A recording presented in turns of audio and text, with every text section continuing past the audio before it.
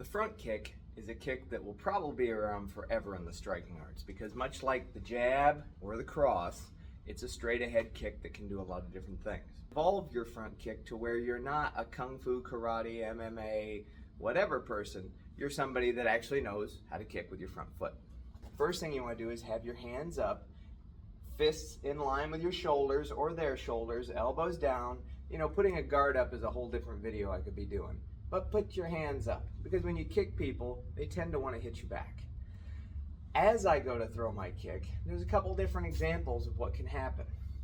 A lot of people will just kind of throw this straight from the ground to the body thing, and then Bruce Lee was big on talking about this. It was kind of this straight kick from the ground, went in a diagonal right to your partner.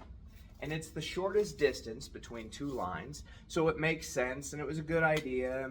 You know, Bruce Lee, so it must have been amazing. But Bruce was just rehashing things that he learned from China. Bruce didn't make these things up.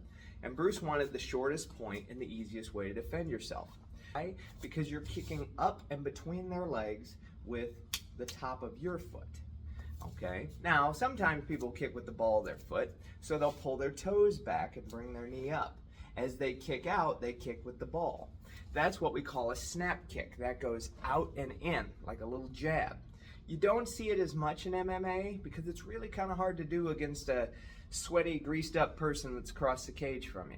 That kick a lot of times is reserved for karate sports, things like that. People will shin kick each other, the ball of the foot in self-defense. It's a good kick. It's just you'll find it doesn't feel as confident when you're doing mixed martial arts. But I've seen it done in mixed martial arts, right? Well, maybe you did and maybe you didn't. Another version of that is the stomp kick, which most people end up doing because it's kind of easy to teach, easy to do. It's like you're knocking down a door. You pick your knee up, you pull your toes back, and you just hammer your heel forward. So you bring your knee to your chest and kick straight out like you're knocking down a door. That's going to be a little bit more what you're going to see, a thrust kick. Snap kick, like snapping out a jab. Thrust kick is like throwing a hard cross in their face. Not saying people don't throw the other ones, but that's typically the case. Now there's other ones where people will kind of curve the ball of their foot in a little bit and curve like the bottom of their foot inward a little bit, and they kind of do a half of a side kick. What that is, a lot of times, is they're going in to hit you right inside your pelvic bone to kind of collapse the leg. You'll see that in things like Xing Yi and dragon forms and stuff like that. People will just come in, get right in your face, and just kick right in there into the pelvis to put you down.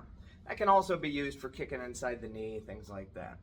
But it's another way of throwing the front kick. So we have the ball of the foot, we have the heel of the foot, we have turning the foot inside a little bit and kind of hooking them with it.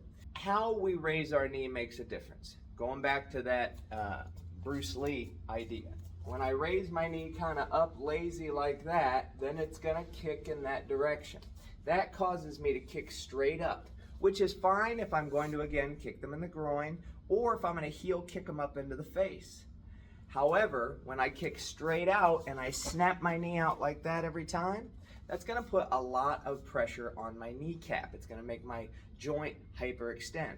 So if you train in a martial art where you guys do a lot of just standing there, throwing in the air, which a lot of traditional martial arts do, if you're letting your foot swing up and hyperextending your knee every time, you're putting too much pressure on your knee. The pelvis should come forward, up, and out, out. That's part of also what they call a teep in Muay Thai. They'll bring their knees straight up, and then they'll thrust with their knee. Okay, it's really cool because you see people who can do it like inside the clinch. It's fascinating. I'm not that great at it. I'm just aware of it, and it's really cool. Picking the ball of your foot up, pointing your toes, that's more like I'm grabbing somebody by the head and I'm hitting them, or I'm grabbing them and I'm hitting them in the solar plexus. When I point my toes down, it's more like a thrust across the room. That also affects jump kicks. If you stick your foot out, you're going to jump forward. You bring your knee up, you're going to jump up. I'll leave you with a couple of combinations. A lot of times a good way to follow up a kick is with a jab. So as you kick, as you come down, I want you to rock it down and throw that fist right into their face. Okay? Another way to do it is after you kick, you can parry their hand down and come over the top and hit.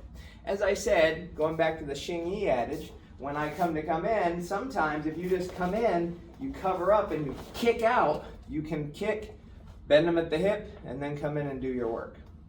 Those are some of the basics of a front kick. Every kick has a possibility. It just depends on who's throwing it.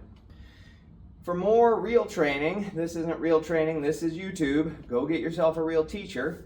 SpringfieldKarateandFitness.com. You can come here. We do karate, kung fu, tai chi, mixed martial arts, jiu-jitsu, kickboxing, you name it, weapons, we do it. Good luck with your training and keep at it.